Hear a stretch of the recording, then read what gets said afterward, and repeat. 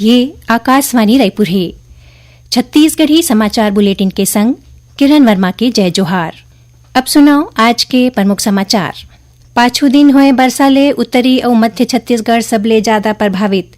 सरलग बारिश के सेती कई नदियां नाला उफान में, सामान्य जनजीवन प्रभावित। स्कूल शिक्षा विभाग डहाले प्रदेश में युक्तियुक्तकरण के बाद शिक्षक मन के अभ्यावेदन ऊपर विचार करे बर संभाग और राज्य स्तरीय समिति के गठन करे गे है।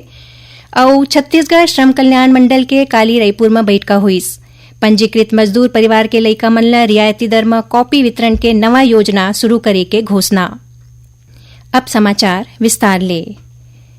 पाछू दिन होए बरसा ले उत्तरी और मध्य छत्तीसगढ़ सबले ज्यादा प्रभावित हुए है। सरलग बारिश के सेती कई नदियां नाला के जल स्तर बाढ़ गए है। पुलिया के ऊपर ले पानी बहे के सेती अवई जवई घलो बंद है। दुर्ग जिला में पाछू 2 दिन ले होवत बारिश के सेती कई ठिन निचला इलाका मन में पानी भर गए है। जिला सेनानी और एसडीआरएफ प्रभारी नागेंद्र कुमार सिंह बताइन कि नदिया तीर बसे गवई मन में सतर्कता बरते के मुनादी करा दे गए है। उन्हें ईटा भट्टी और बाड़ी में काम करैया लोगन मन ला नदिया कोती नहीं जाए के सलाह दे गए है। ओमन बताइन कि कोनो भी आपात स्थिति ले निपटे बर एसडीआरएफ और डीडीआरएफ के जवान मन ला तैनात करे गए है। संग्रह बाढ़ नियंत्रण पर कंट्रोल रूम घलो स्थापित करे गए है। उन्हें सक्ती जिला में सरलग बारिश के सेती नदियां नाला उफान में है। माल खरौदा थाना क्षेत्र के अंडा गांव के बगान नाला ला पार करे के बेरा एक मनखे तेज बहाव में बोहा गिस। डीडीआरएफ के टीम डहार ले मनखे के तलाश करे जाथे। जांजगीर चांपा जिला के शिवरी नारायण क्षेत्र के रिंगनी कुगदा नाला के पुलिया ले 24 घंटा बाद भी अवई जवई बंद है। भारी बरसा ले ए पुल डूब गए है और एखर 2 फीट ऊपर ले पानी बोहा थे। मौका में पुलिस और डीडीआरएफ के टीम तैनात करे गए है। सुरक्षा ला देखत नाला के दोनों कोती बैरिकेड्स लगा दे के है। रायपुर जिला में घलो पाछू 3 दिन ले होवत सरलग बरसा ले सामान्य जनजीवन प्रभावित होए है। राजधानी के प्रमुख रद्दा समेत गली मोहल्ला के सड़क में पानी भर गए है, जेखर ले अवई जवई प्रभावित हो गए है। प्रोफेसर कॉलोनी, परशुराम नगर, पुराना बस स्टैंड स्थित मल्टी लेवल पार्किंग के पास पानी भर गए है। उन्हें गुढ़ियारीकरा स्थित रेलवे अंडर ब्रिज में बारिश के पानी जमा हुए है। अवई जवई बंद है। यही बीच मौसम विभाग अवैया 24 घंटा के दौरान मध्य छत्तीसगढ़ के कुछ एक जिला में भारी वर्षा होए के चेतावनी दे है। एकरे संग काली प्रदेश में आने जगह में हल्का ले मध्यम वर्षा होए या गरज चमक के संग छींटा पड़े के संभावना है। स्कूल शिक्षा विभाग डहाले प्रदेश में शिक्षक मन के युक्तियुक्तकरण के बाद शिक्षक मन के अभ्यावेदन ऊपर विचार करे बर संभाग स्तरीय और राज्य स्तरीय समिति के गठन करे गए है। जिला स्तरीय समिति के निर्णय के विरुद्ध शिक्षक मन के आवेदन ऊपर संभाग स्तरीय समिति विचार करही। उन्हें संभाग स्तरीय समिति के निर्णय के विरुद्ध शिक्षक मन के आवेदन ऊपर राज्य स्तरीय समिति विचार करही।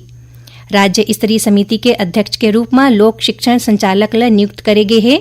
उन्हें सचिव के रूप में वरिष्ठ उप संचालक और सदस्य के रूप में वरिष्ठ सहायक संचालक लोक शिक्षण ला नियुक्त करे गए है। उन्हें संभाग स्तरीय समिति के अध्यक्ष संभाग आयुक्त ला बनाए गए है। इस समिति में संभागीय संयुक्त संचालक ला सचिव और सहायक संचालक स्तर के अधिकारी के नियुक्ति सदस्य के रूप में करे गए है। सरगुजा जिला के मैनपाट में आयोजित भाजपा के सांसद और विधायक मन के प्रशिक्षण शिविर के दूसरा दिन आज केंद्रीय कृषि मंत्री शिवराज सिंह चौहान और भाजपा के राष्ट्रीय महामंत्री विनोद तावड़े शामिल हुईन। ए मौका में भाजपा के प्रदेश अध्यक्ष किरण सिंह देव, मुख्यमंत्री विष्णुदेव साय, उप मुख्यमंत्री विजय शर्मा और अरुण साव और सांसद बृजमोहन अग्रवाल समेत मंत्री और विधायक मन उखर स्वागत करीन।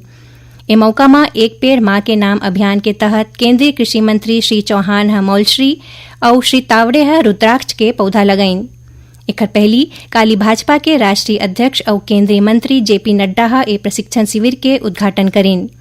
ए दौरान श्री नड्डा पार्टी के विचारधारा, संगठन के भूमिका, कार्यकर्ता मन की जिम्मेदारी और जनसेवा के भावना ऊपर विस्तार ले चर्चा करीन। ओमन सांसद और विधायक मन ला संगठन के संग तालमेल बिठा के जमीनी स्तर में काम करे के सलाह दिन। चालू खरीफ सीजन के दौरान डीएपी के कमी ला पूरा करे बर राज्य सरकार एखर विकल्प के रूप में नैनो डीएपी के भंडारण और वितरण के विशेष व्यवस्था करे है।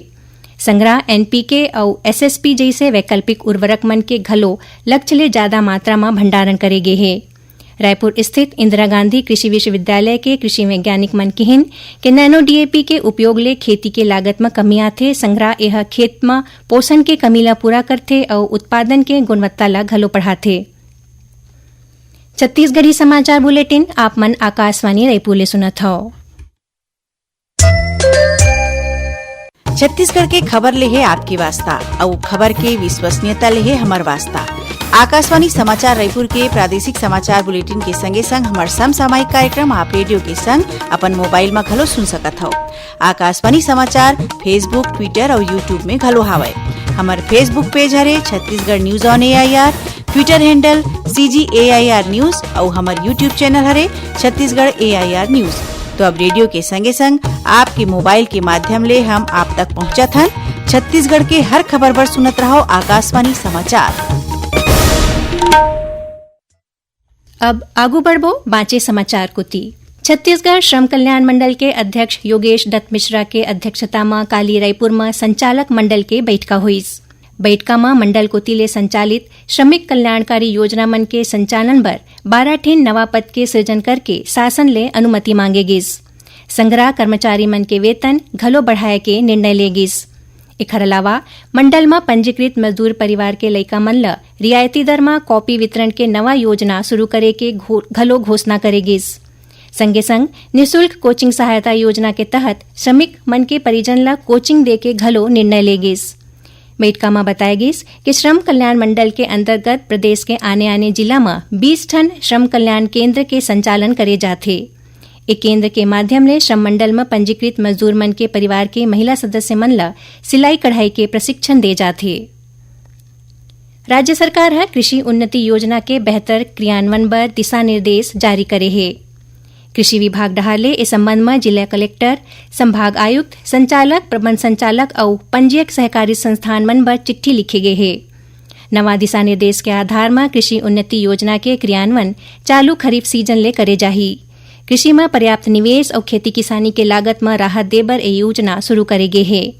ये योजना के फायदा उही किसान मन ला मिलही जेन मन एकीकृत किसान पोर्टल में पंजीयन कराए है। बिलासपुर शहर के खराब सड़क ला लेके छत्तीसगढ़ उच्च न्यायालय हा नाराजगी जताए है। मुख्य न्यायाधीश रमेश सिन्हा और न्यायमूर्ति BD गुरु के डिवीजन बेंच हा जनहित याचिका में सुनवाई करत नगर निगम आयुक्त और लोक निर्माण विभाग के कार्यपालन अभियंता ले शपथ पत्र के संग जवाब मांगे है।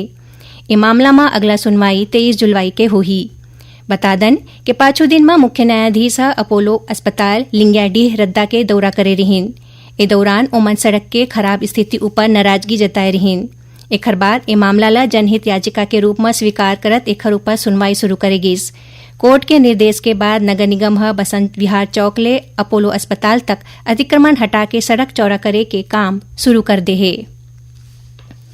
खाद्य नागरिक आपूर्ति और उपभोक्ता संरक्षण विभाग डहाले राज्य के गैर अनुसूचित क्षेत्र मन के गैस कनेक्शन धारी राशन कार्ड मन ला घलो सार्वजनिक वितरण प्रणाली के तहत केरोसिन प्रदान करे के निर्देश दे गए है। एखर बाद छत्तीसगढ़ ला जुलाई महीना बर 816 किलोलीटर केरोसिन के आवंटन करे गए है। बिलासपुर जिला में पशु चिकित्सा विभाग डहाले 6 ठिन मोबाइल वेटनरी यूनिट्स के माध्यम ले घर पहुंच के जानवर मन के इलाज करे जाथे।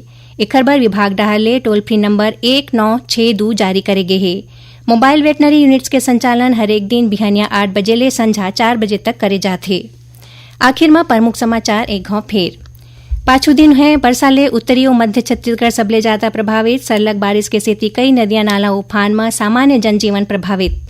स्कूल शिक्षा विभाग डहाले प्रदेश में युक्तियुक्तकरण के बाद शिक्षक मन के अभ्यावेदन ऊपर विचार करे बर संभाग और राज्य स्तरीय समिति के गठन करे गए है और छत्तीसगढ़ श्रम कल्याण मंडल के काली रायपुर में बैठका हुईस। पंजीकृत मजदूर परिवार के लइका मन ला रियायती दर में कॉपी वितरण के नवा योजना शुरू करे के घोषणा। एकरे संग छत्तीसगढ़ी समाचार बुलेटिन यहीं सिरावत है। जय जोहार।